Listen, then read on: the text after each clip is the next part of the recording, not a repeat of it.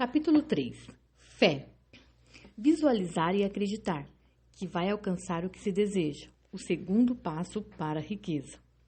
A fé é o químico-chefe da mente. Quando a fé se mistura com a vibração do pensamento, a mente subconsciente capta essa vibração, traduz para o seu correspondente espiritual e transmite para a inteligência infinita como uma oração.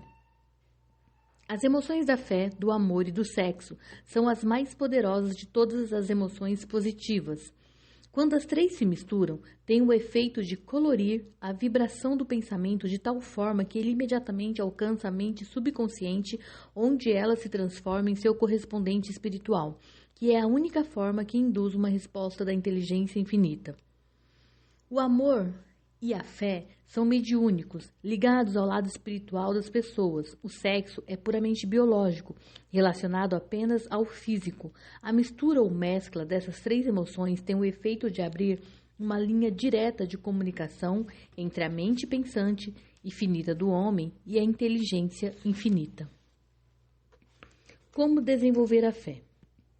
Agora vamos ver uma afirmação que propiciará uma melhor compreensão da importância que o princípio da autossugestão assume na transformação do desejo em seu equivalente físico ou monetário.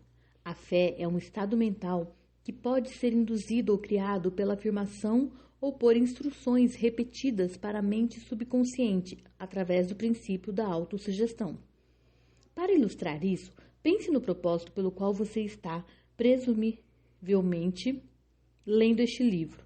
O objetivo é, obviamente, adquirir a capacidade de transformar o impulso intangível do pensamento do desejo em uma contrapartida física, o dinheiro. Seguindo as instruções descritas no capítulo sobre autossugestão e sobre a mente subconsciente, que é o próximo, você poderá convencer a mente subconsciente a acreditar que irá receber o seu pedido e agir de acordo com essa crença. Então, a sua mente subconsciente lhe devolverá o seu desejo na forma de fé, junto de planos bem definidos para realizá-lo. O método pelo qual se desenvolve a fé, onde ela ainda não existe, é extremamente difícil de se descrever. Quase tão difícil, aliás, quanto seria descrever a cor vermelha para um cego que nunca viu as cores, e não há nada com o que se comparar à sua descrição. A fé é o estado mental que você pode desenvolver à vontade depois de ter aprendido a dominar os 13 princípios, porque é um estado mental que se desenvolve voluntariamente pela aplicação e utilização desses princípios. A repetição de palavras de ordem para a mente subconsciente é o único método conhecido de desenvolvimento voluntário dessa emoção que é a fé. Talvez o significado fique mais claro por meio da seguinte explicação sobre a maneira pela qual às vezes as pessoas viram criminosos. Nas palavras de um famoso criminologista: quando uma pessoa entra em contato com o crime pela primeira vez, ela o abomina. Se continuar em contato com o crime por mais algum tempo, ela começa a se acostumar e a tolerá-lo. E se continuar em contato por tempo suficiente, acaba se unindo a ele e sendo influenciada por ele. Isso equivale a dizer que qualquer impulso de pensamento que for repetidamente passado à mente subconsciente é finalmente aceito e incorporado pela mente, que começa a traduzir o tal impulso em seu equivalente físico da maneira mais prática disponível. Em conexão com isso, pense de novo na afirmação: todos os pensamentos que receberam uma carga de emoção, que receberam sentimento e foram misturados com a fé, começam imediatamente a se traduzir em seu equivalente ou contrapartida física. As emoções, ou a porção dos pensamentos, composta pelos sentimentos, são os fatores que dão vitalidade e ação aos pensamentos.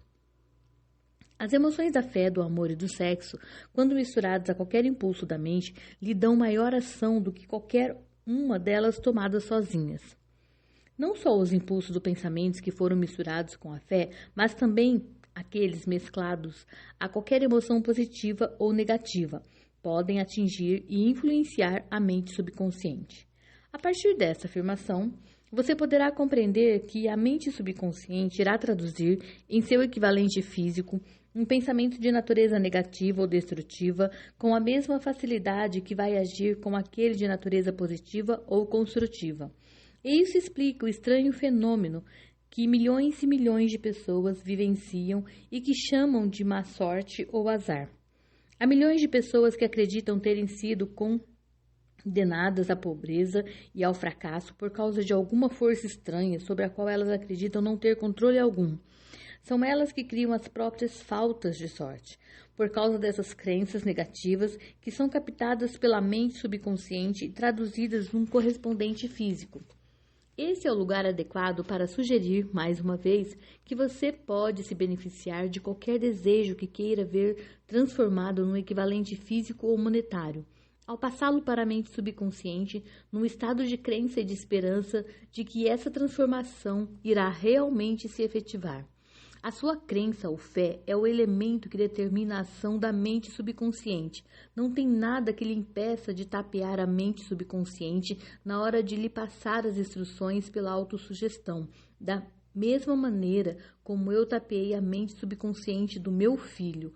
Para tornar essa trapaça mais realista, comporte-se exatamente como se já estivesse na posse da coisa concreta, desejada na hora de acionar a mente subconsciente. A mente subconsciente vai transformar num correspondente físico pelos meios mais práticos e diretos que estiverem disponíveis.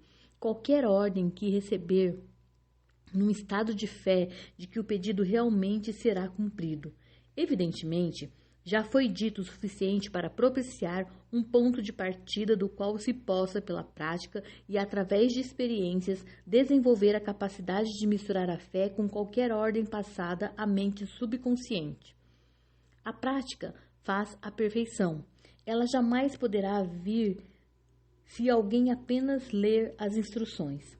Se é verdade que alguém se torna criminoso e associando com o crime, e esse é um fato comprovado, é igualmente verdade que a fé pode ser desenvolvida se sugerirmos voluntariamente à mente subconsciente que nós temos fé. Afinal, a mente acaba adquirindo a natureza das influências que a dominam.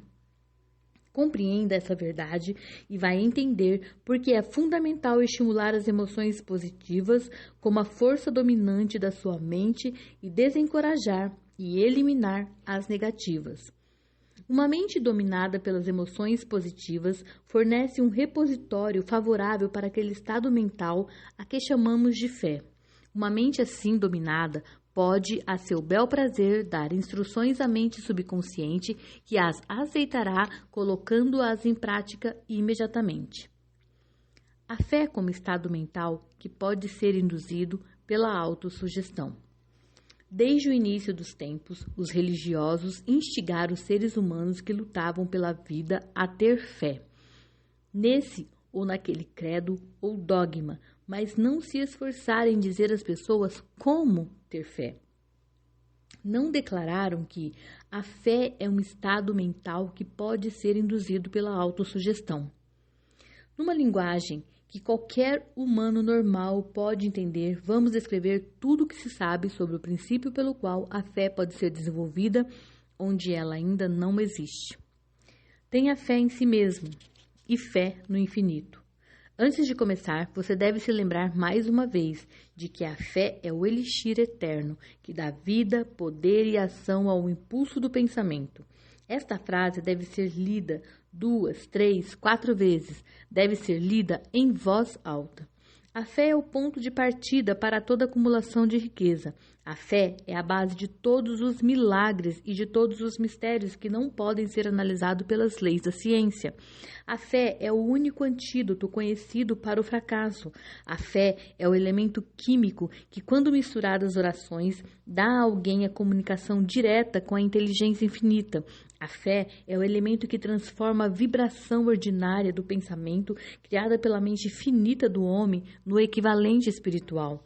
A fé é a única agência pela qual a força cósmica da inteligência infinita pode ser explorada e utilizada pelo homem. Todas essas frases podem ser provadas.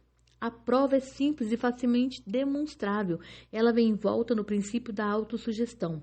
Portanto, concentremos nossa atenção no tema da autossugestão. Vamos descobrir o que ela é e o que é capaz de fazer. É fato bem conhecido que, no fim das contas, acabamos por acreditar naquilo que ficamos repetindo para nós mesmos, independentemente da afirmação ser verdadeira ou falsa. Se uma pessoa fica repetindo uma mentira inúmeras vezes, ela vai acabar por aceitá-la como verdade. Mais do que isso, vai acreditar que a mentira é verdade. Toda pessoa é o que é por causa dos pensamentos dominantes que ela permite que ocupem sua mente. Pensamentos que a pessoa, por vontade própria, embute na mente e incentiva até mesmo com simpatia, e com os quais ela mistura uma ou mais emoções, constitui as forças motivadoras que controlam diretamente todos os seus atos, movimentos e ações. E aqui vai uma verdade muito significativa. Pensamentos que são misturados com qualquer emoção constituem uma força magnética que atrai pela vibração do éter outros pensamentos semelhantes ou relacionados.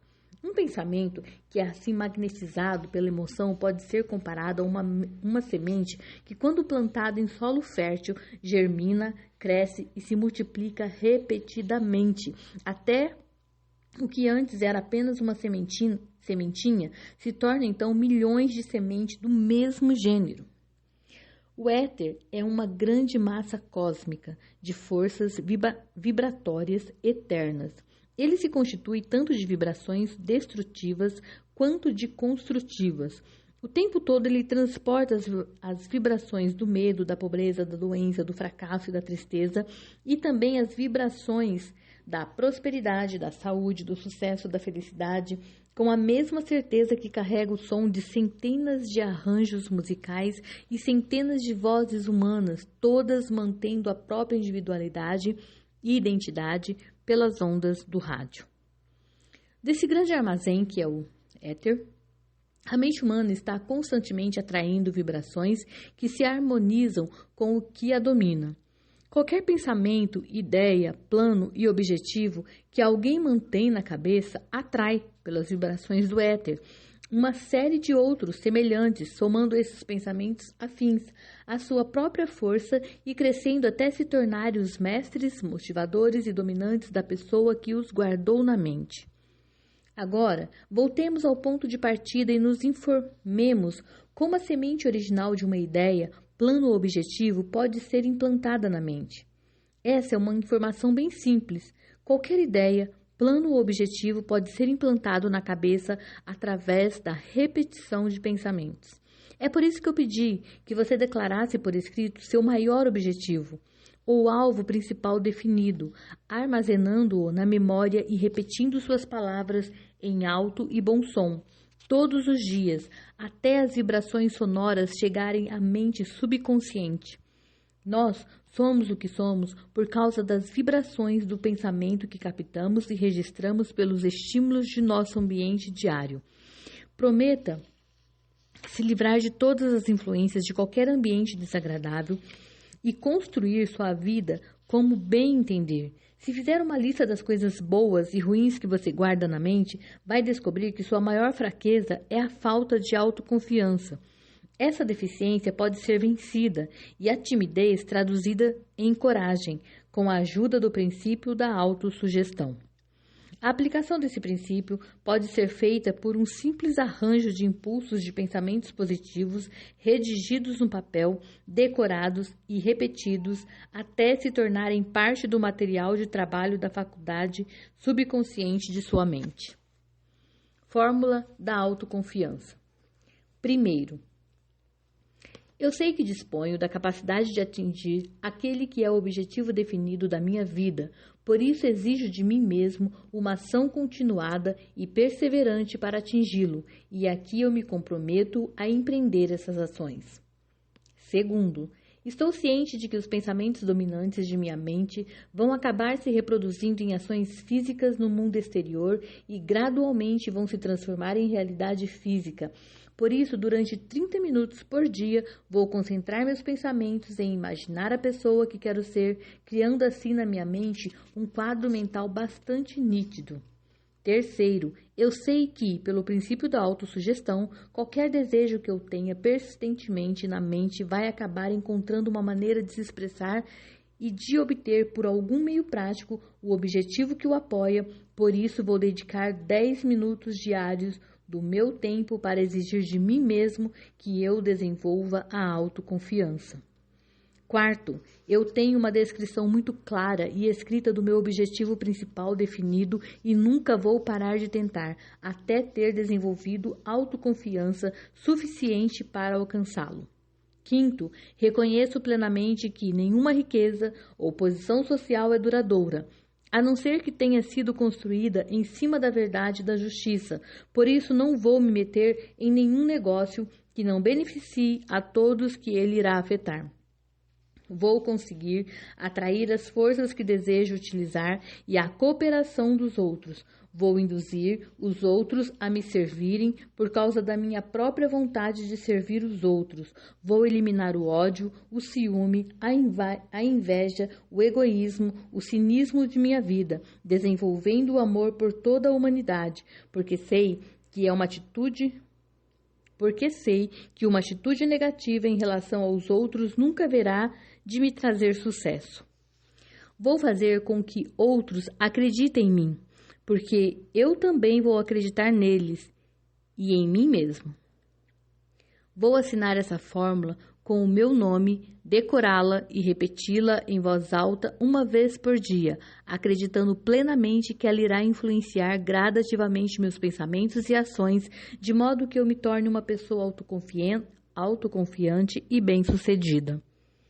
Por trás dessa fórmula está uma lei da natureza que homem algum até agora foi capaz de explicar. Uma lei que desafia os cientistas através dos tempos. Os psicólogos chamam essa lei de autossugestão e deixam por isso mesmo. O nome que se dá a essa lei não tem importância. O importante é que ela funciona pela glória e pelo sucesso da humanidade se utilizada construtivamente.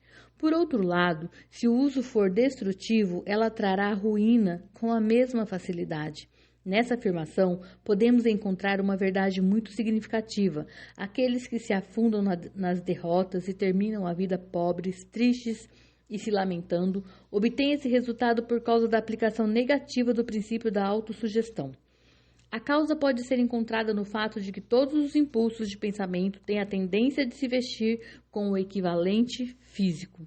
A mente subconsciente, que é o laboratório químico onde todos os impulsos de pensamento são combinados e preparados para se traduzirem em realidade física, não faz distinção entre os impulsos de pensamento construtivos e destrutivos. Ela trabalha com o material que lhe damos por meio de impulsos de pensamento. A mente subconsciente vai transformar em realidade um pensamento originado no medo ou com a mesma facilidade com que vai transformar em realidade um pensamento originado na fé e na coragem. As páginas da clínica médica são cheias de ilustrações de casos de suicidas autossugestivos.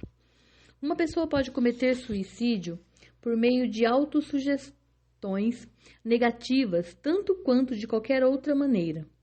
Numa cidade do meio oeste americano, um alto funcionário de banco chamado Joseph Grant pegou emprestado uma vasta quantia do dinheiro da instituição, sem autorização da diretoria, e perdeu tudo no jogo. Certa tarde, o auditor do banco chegou para apurar as contas. Grant saiu do banco, alugou um quarto no hotel da cidade e, quando o encontraram 3 dias depois, ele estava deitado na cama, chorando e gemendo, repetindo inúmeras vezes as palavras: "Meu Deus, isso vai acabar me matando. Eu não consigo aguentar essa vergonha." Pouco depois estava morto. Os médicos disseram que foi um caso de suicídio mental. Assim como a eletricidade faz girar as rodas da indústria e presta um serviço útil se utilizada de maneira construtiva, ou pode destruir a vida se usada de maneira destrutiva, assim também a lei da autossugestão pode lhe levar à paz e à prosperidade, ou pode lhe fazer afundar num vale de tristezas, fracassos e até na morte, dependendo do quanto você a compreende e põe em prática. Se encher sua cabeça de medo, dúvidas e não acreditar na sua capacidade de conectar e utilizar as forças da inteligência infinita, a lei da autossugestão vai pegar esse espírito de desesperança e utilizá-lo como padrão pelo qual sua mente subconsciente vai traduzi-lo no equivalente físico. Essa afirmação é tão verdadeira quanto 2 mais 2 é igual a 4. Como o vento que leva um barco para o ocidente e outro para o oriente, a lei da autossugestão irá erguê-lo às alturas ou derrubá-lo. Depende de como você encher as velas do seu pensamento. A lei da autossugestão, pela qual qualquer pessoa pode atingir realizações de tal tamanho que chegam a desafiar a imaginação, é descrita nos seguintes versos. Se você pensa que será derrotado, então já está derrotado. Se pensa que é melhor não fazer, não fará. Se gostar de ganhar, mas acha que não dá, é quase certo que não irá ganhar. Se pensa que vai perder, já está perdido. Porque no mundo, nós descobrimos que o sucesso começa pela vontade de uma pessoa. É tudo um estado mental. Se pensa que está por baixo, já está. É preciso pensar grande para se erguer. É preciso confiar em si mesmo, antes de ganhar qualquer prêmio. As batalhas da vida nem sempre são ganhas pelos mais fortes ou pelo mais rápido. Mais cedo ou mais tarde, aquele que vence é aquele que pensa, eu vou conseguir. Observe as palavras em itálico e verá o significado profundo que o poeta tinha em mente. Em algum lugar da sua constituição, talvez nas células do cérebro, está adormecida a semente da realização que, se for despertada e posta em ação, lhe alcançará as alturas que você jamais pensou em atingir. Assim como um músico de primeira linha consegue extrair os mais belos acordes de um violino, você também pode despertar o gênio que faz adormecido em seu cérebro e fazer com que ele lhe guie na direção de qualquer meta que deseje atingir. Abraham Lincoln sempre fracassou em tudo que tentou, até bem depois dos 40 anos.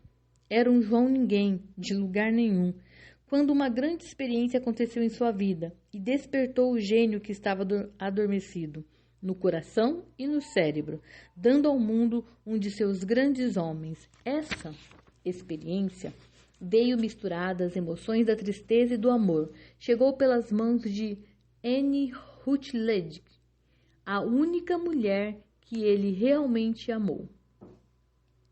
É fato conhecido que a emoção do amor anda muito junto com o estado mental chamado de fé, pela simples razão de que o amor sempre está muito perto de transformar os impulsos de pensamento em seu equivalente espiritual. Durante o meu trabalho de pesquisa, descobri, a partir da análise da vida e do trabalho das realizações de centenas de homens extraordinários, que havia a influência de uma mulher por trás de quase todos eles. A emoção do amor no coração e no cérebro dos homens cria um campo favorável de atração magnética, que causa um fluxo de vibrações mais altas e mais finas que flutuam no éter. Se quiser uma prova do poder da fé, estude as realizações das pessoas que a empregaram. No alto da lista vem o Nazareno. O cristianismo é a maior força que influencia a mente das pessoas. A base do cristianismo é a fé, independente de quantas pessoas o tenham pervertido ou interpretado mal o significado dessa grande força, independente de quantos credos e dogmas tenham sido criados em seu nome sem refletir seus ensinamentos. O ponto principal dos ensinamentos e das realizações de Cristo, que costumam ser interpretados como milagres, não é nada mais, nada menos do que a fé. Se algum fenômeno puder ser chamado de milagre, é produzido apenas pelo estado mental chamado de fé. Alguns professores de religião e muitos dos que se chamam cristãos não compreendem nem praticam a fé. Pensamos no poder da fé do jeito que agora tem sido demonstrado por um homem conhecido em toda a civilização, Mahatma Gandhi, da Índia. Nesse homem, o mundo tem um dos exemplos mais extraordinários das possibilidades da fé. Gandhi tem mais poder potencial do que qualquer outra pessoa no mundo. E isso sem contar nenhuma das ferramentas ortodoxas de poder, como dinheiro, navios de guerra, soldados e material bélico. Gandhi não tem dinheiro, nem tem casa, não tem sequer um terno, mas tem poder. De onde ele extrai poder? Ele o cria a partir da compreensão do princípio da fé e pela sua capacidade de transplantar essa fé para a mente de 200 milhões de pessoas. Gandhi conseguiu, por meio da influência da fé, aquilo que o maior poder militar da Terra não conseguiu e jamais vai conseguir com soldados e equipamento militar. Ele conseguiu o efeito inacreditável de influenciar 200 milhões de pessoas a se unirem e marcharem em uníssono como uma única mente. Que outra força na Terra, que não a fé, poderia conseguir isso? Ainda vai chegar o dia em que patrões e empregados vão descobrir as possibilidades da fé. Esse dia já está chegando. O mundo inteiro teve amplas oportunidades durante a recente depressão econômica de testemunhar o que a falta de fé consegue fazer com os negócios. É claro que a civilização já produziu um número suficiente de pessoas inteligentes para fazer uso da grande lição que a depressão trouxe. Durante a depressão, o mundo teve provas cabais de que o medo generalizado paralisa as máquinas das fábricas e os negócios em geral. Dessa maneira, vão surgir líderes na indústria e no comércio que vão lucrar dando o mesmo exemplo que Gandhi deu ao mundo e vão aplicar aos negócios as mesmas táticas que ele usou para gerar o maior número de seguidores de que se tem notícia.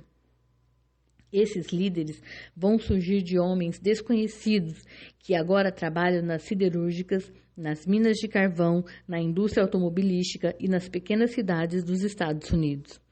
Que ninguém se engane, as empresas vão passar por mudanças. Os métodos do passado, baseados nos vetores econômicos da força bruta e do medo, vão ser substituídos por melhores práticas de fé e cooperação.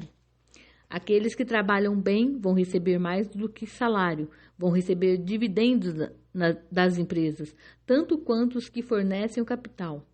Mas primeiro vão ter que dar mais aos empregadores e parar de fazer picuinhas e barganhar pela força, à custa do público. Eles precisam conquistar o direito de ganhar dividendos.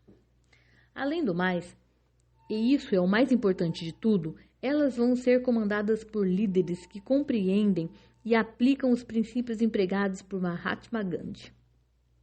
É somente dessa maneira que os líderes vão obter dos comandados o espírito de completa cooperação que constitui a forma mais poderosa e duradoura de poder. A magnífica era das máquinas em que vivemos e o que só está começando tirou a alma das pessoas. Os líderes passaram a comandar os homens como se fossem peças frias de maquinaria. Foram obrigados a fazer isso por operários que barganharam à custa de todos os envolvidos a receber e não dar. A palavra de ordem no futuro vai ser a felicidade humana. E quando esse estado mental for atingido, a produção vai cuidar de si mesma com mais eficiência do que qualquer coisa que tenha sido obtida sem que os homens misturem a fé e o interesse pessoal com o trabalho. Por causa da necessidade de fé e cooperação para operar uma loja ou uma fábrica, vai ser interessante e lucrativo analisar um evento que fornece excelente compreensão do método pelo qual industriais e comerciantes acumulam vastas fortunas ao dar antes que possam receber. O acontecimento escolhido como ilustração remonta ao ano de 1900, quando a United States Steel Corporation estava em formação. Ao ler essa história, lembre-se dos fatos fundamentais e vai entender como é que as ideias se convertem em grandes fortunas. Em primeiro lugar, a enorme United States Steel Corporation nasceu na mente de Charles M. Schwab, na forma de uma ideia que ele gerou na imaginação. Em segundo lugar, ele botou fé nessa ideia. Em terceiro, ele formulou um plano para transformar a ideia numa realidade física e financeira. Em quarto, colocou o plano em prática, fazendo um famoso discurso no University Club. Quinto, ele aplicou e deu seguimento ao plano com persistência e o apoiou numa decisão firme de vê-lo se transformar em realidade. Sexto, ele preparou o caminho para o sucesso, mediante um desejo ardente de ser bem-sucedido. Se você é uma daquelas pessoas que sempre se perguntam como é que as grandes fortunas são acumuladas, a história da criação da United States Steel Corporation vai ser muito esclarecedora. Se duvida que as pessoas podem pensar em enriquecer, essa história vai dissipar suas dúvidas, porque vai poder ver claramente a história da United States Steel Corporation, a aplicação da maioria dos 13 princípios que este livro descreve. A impressionante descrição do poder de uma ideia foi narrada dramaticamente por John Lovell no New York World Telegram, que reproduzimos aqui com a sua permissão.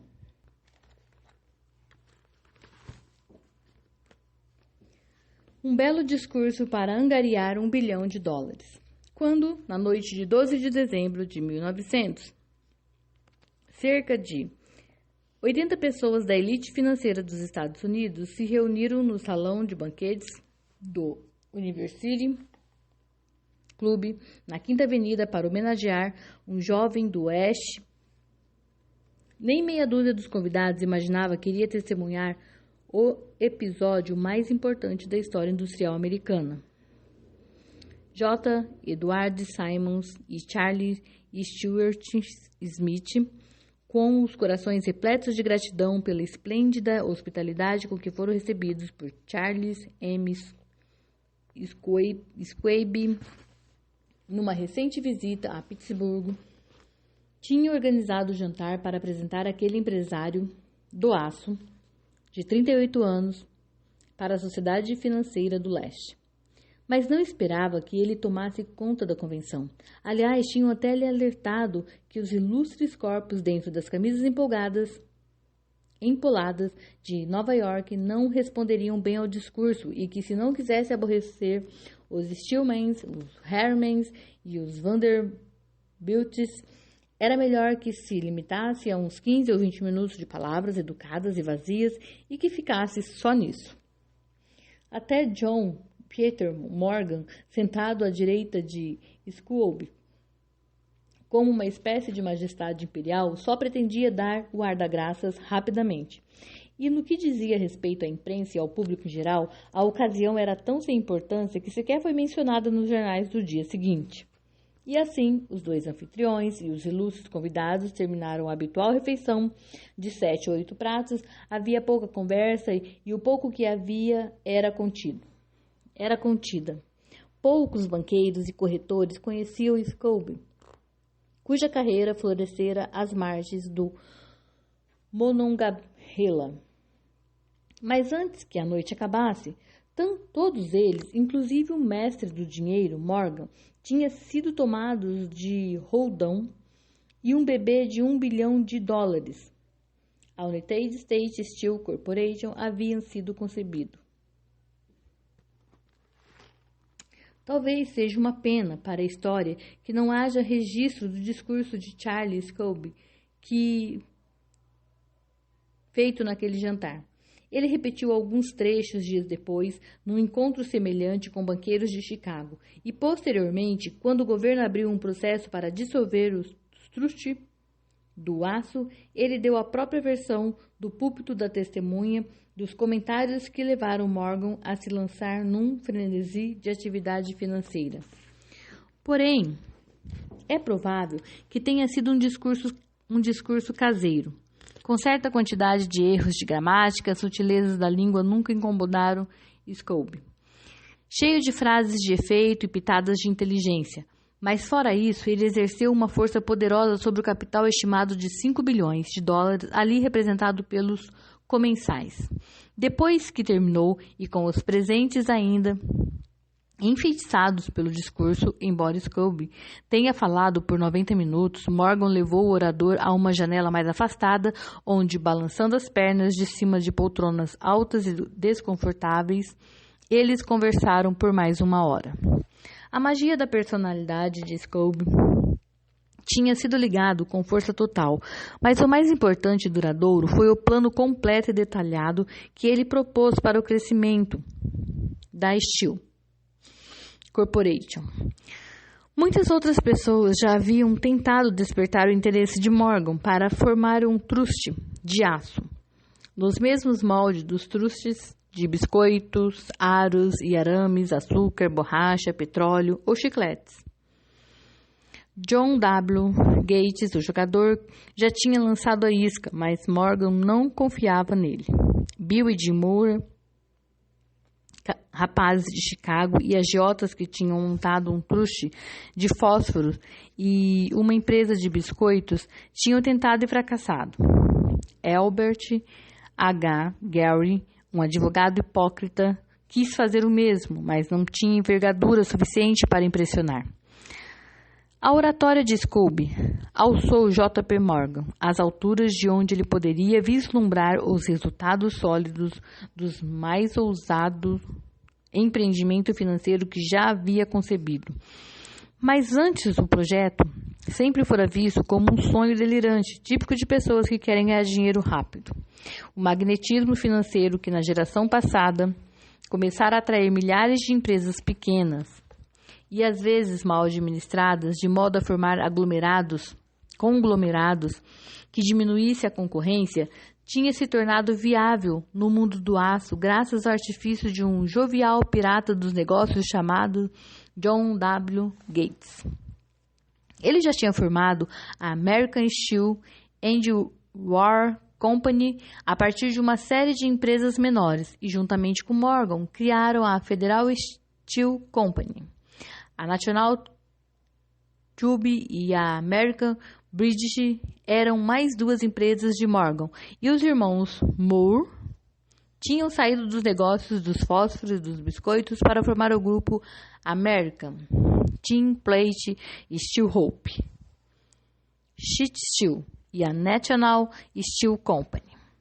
Mas ao lado do gigantesco truste vertical de Andrew Carnegie, que pertencia e era administrado por 53 sócios, esses arranjos menores não passavam de picuinha. Podiam se juntar o quanto quisessem, mas todos eles juntos não poderiam tirar um naco das empresas de Carnegie, e Morgan sabia disso. O velho excêntrico escocês também sabia. Da gloriosa grandeza do Esquibo Castle, ele via, às vezes divertindo-se, às vezes ressentido, a tentativa das empresas menores de Morgan de conquistar uma parte dos negócios dele. Quando essas iniciativas ficaram ousadas demais, a calma de Carnegie acabou se transformando em raiva e retaliação. Ele decidiu copiar cada indústria que seus rivais possuíam. Até aqui, ele nunca se interessara por arames, canos, aros ou chapas de metal. Muito pelo contrário. Ficava feliz em vender o aço bruto para essas empresas e deixar que elas o forjassem do jeito que bem entendesse. Agora com Scobie, como seu primeiro e competente braço direito, ele planejava encurralar seus inimigos contra a parede. Pois foi assim que no discurso de Charles M. Scobie, Morgan viu a resposta para o problema dos conglomerados, um truste sem Carnegie. O maior de todos os gigantes não seria um truste de verdade, e sim um pudim de ameixa, como disse um escritor, sem as ameixas. O discurso de Scobie, na noite de 12 de dezembro de 1900, sem dúvida fez a conclusão, embora não a promessa de que o grande império de Carnegie poderia ser levado para baixo da tenda de Morgan. Ele falou do futuro que o aço teria no mundo, da reorganização que traria mais eficiência, da especialização, do desaparecimento das fábricas mal administradas e da concentração dos esforços naquelas que eram bem gerenciadas, da economia no transporte de minério de ferro, da economia de despesas gerais e administrativas, da captura dos mercados estrangeiros. Mais do que isso, ele disse aos aventureiros, ali entre eles, onde é que estavam os erros da pirataria a qual haviam se acostumado. O objetivo deles, sentenciou, era o de querer criar monopólios, aumentar os preços e se remunerarem com os gordos dividendos por esse privilégio. Scobie condenou esse sistema de maneira mais veemente. Essa era uma política míope, disse aos ouvintes, porque restringia o mercado numa época em que tudo gritava que haveria uma expansão. Ao baratear o custo do aço, argumentou, um mercado cada vez maior seria criado. As empresas imaginariam mais usos para o produto e boa parte do comércio mundial seria capturado. A propósito, embora não soubesse disso, Scobie era um apóstolo da moderna produção de massa. E com isso, o jantar no University Club chegou ao fim. Morgan foi para casa para pensar nas róseas previsões de Scobie. E ele voltou a Pittsburgh para administrar a siderúrgica de Viandra Carnegie. Enquanto Gary e os outros voltaram aos painéis da bolsa para apostar um pouco na expectativa dos próximos movimentos. E não demoraram a acontecer. Morgan só precisou de uma semana para digerir o banquete racional de Scobie tinha colocado à sua frente. Quando se assegurou de que não teria nenhuma indigestão financeira, mandou chamar Scobie e viu que o rapaz estava meio arredio.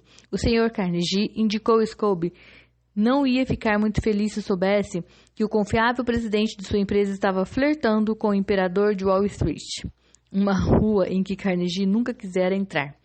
Então foi sugerido por John W. Gates, agindo como intermediário, que se Scobie por acaso estivesse no Hotel Bellevue, em Filadélfia, era capaz de J.P. Morgan também estar lá. Quando Scobie chegou, no entanto, Morgan estava convenientemente doente em sua residência nova-iorquina e então, instado por um convite urgente de Morgan, Scobie dirigiu-se a Nova York e se apresentou na porta da biblioteca do financista. Agora, alguns historiadores econômicos defendem a tese de que, desde o início, o cenário fora preparado por Andrew Carnegie. Que o jantar de Scobie, o famoso discurso, a reunião de domingo à noite entre Scobie e o rei do dinheiro, tudo isso fora arranjado pelo astuto escocês.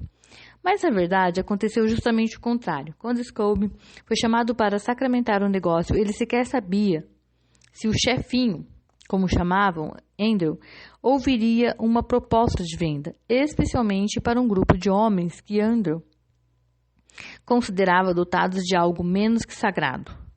Mas Scobie levou à sala de reunião 6 páginas de números finamente grafados na letra dele, que representavam na sua cabeça o valor físico e a capacidade de geração de lucro de cada siderúrgica que ele via como uma estrela fundamental no novo firmamento do aço. 4 homens passaram a noite debruçados sobre os números. O chefe, evidentemente, era Morgan, que sempre acreditara firmemente que o dinheiro divino, em seu direito divino ao dinheiro. Com ele estava seu aristocrático sócio Robert Bacon, professor e cavalheiro. O terceiro era John W. Gates, a quem Morgan desprezava e considerava um jogador, mas ele usava quando era útil. E o quarto era Scobie, que sabia mais do processo de produzir e vender aço do que qualquer grupo de pessoas vivas. Por toda a reunião, os números do homem de Petersburg jamais foram questionados. Se ele dizia que tal empresa valia tanto, então valia aquilo mesmo. Também insistiu que só deveriam entrar no conglomerado as fábricas que ele indicara. Havia concebido um conglomerado onde não haveria duas unidades iguais, nem mesmo para satisfazer a ganância de certos amigos que queriam descarregar suas empresas sobre os ombros de Morgan. Por isso ele deixou de fora, porque quis, uma série de grandes empresas nas quais as focas e os carpinteiros de Wall Street haviam deitado os olhos famintos. Quando o dia amanheceu, Morgan se levantou e alongou as costas, restava apenas uma pergunta. Você acha que pode convencer o Carnegie a me vender? Posso tentar, respondeu Scope. Se você conseguir convencê-lo, eu pego daí. Até ali, tudo bem. Mas será que Carnegie venderia? E quanto é que ele iria pedir? Scope imaginava algo em torno de 320 milhões de dólares. E como seria o pagamento? Ações ordinárias ou preferenciais, títulos, dinheiro? Ninguém conseguiria levantar 1/3 de $1 bilhão em dinheiro. Houve uma partida de golfe em janeiro, no campo congelado de Andrews, em Winchester. Com Andrew todo enrolado em agasalhos para se proteger do frio e Charlie falando aos borbotões, como sempre, para levantar seu moral. Mas não se falou em negócios, até que os dois se sentaram no calor aconchegante do sítio de Carnegie, tinha ali perto. E então, com o mesmo poder de persuasão com que havia hipnotizado 80 milionários no University Club, Scope despejou as promessas brilhantes de uma aposentadoria confortável, de inúmeros milhões para satisfazer a todos os caprichos sociais do velho homem. Carnegie se rendeu, escreveu um número num pedaço de papel e disse: tudo bem, esse é o valor pelo qual estou disposto a vender. O número era cerca de 400 milhões de dólares e chegou a ele pegando os 320 milhões de dólares que Scope tinha levado como proposta inicial e acrescentando 80 milhões para representar o valor que o capital havia crescido nos 2 anos anteriores. Posteriormente, no deck de um transatlântico, o escocês choramingou para Morgan. Como eu queria ter pedido mais 100 milhões de dólares. Se tivesse pedido, teria levado, riu Morgan animado. Houve toda uma agitação, é claro. Um correspondente britânico telegrafou dizendo que o mundo do aço estrangeiro estava horrorizado com o gigantesco conglomerado. O presidente Hadley da Universidade de Yale declarara que, a não ser que os trusts fossem regulamentados, o país poderia esperar ter um imperador em Washington nos próximos 25 anos. Mas o arguto manipulador de ações, Kenny, trabalhou com tanto afinco para vender as novas ações no mercado que toda a mais-valia, que se estimava em torno de 600 milhões de dólares, foi absorvida rapidamente. E assim, Carnegie recebeu seus milhões e o sindicato Morgan tinha ganhado os 62 milhões de dólares por seu trabalho. E os meninos de Gates Gary e Gary também ganharam seus milhões. E Scope, aos 38 anos, recebia a recompensa, virou o presidente da nova empresa e continuou no comando até 1930. A história dramática do grande negócio que você acabou de acompanhar foi incluída neste livro porque é uma ilustração perfeita do método pelo qual o desejo pode ser transformado num equivalente físico. Imagino que alguns leitores vão questionar essa afirmação de que um simples desejo intangível possa se converter no equivalente físico. Sem dúvida, alguns vão dizer, não se pode converter um nada em alguma coisa. A resposta é a história da United States Steel. Essa organização gigantesca foi criada na mente de um único homem. O plano pelo qual a organização conseguiu as siderúrgicas que lhe dariam estabilidade financeira foi concebido na mente do mesmo homem. Sua fé, seu desejo, sua imaginação e perseverança foram os verdadeiros ingredientes por trás da United States Steel. As usinas e o equipamento adquiridos pela corporação,